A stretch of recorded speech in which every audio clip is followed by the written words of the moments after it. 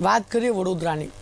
વડોદરાના મોટા કરાળા ગામેથી નકલી પોલીસ ઝડપાય છે. જી હા, પોલીસની ખોટી ઓળખ આપી તોડપાણી કરતા હતા. તોડપાણી કરવા આવેલા 3 શખ્સો ઝડપાયા છે. ઇકો કાર લઈને આવ્યા હતા ત્રણેય શખ્સો.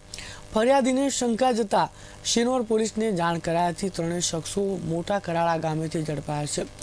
શિનોર પોલીસે 3 શખ્સોને ઝડપીને ઇકો કાર કબજે કરી છે. તો આ 3 શખ્સો ઝડપાયા છે. વડોદરાથી આ સમાચાર.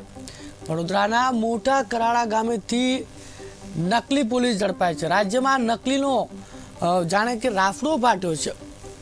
ત્યારે વધુ એક પ્રકારનો નકલીની ઘટના સામે આવી છે. વડોદરાના મોટા કરાળા ગામેથી નકલી પોલીસ ઝડપાય છે.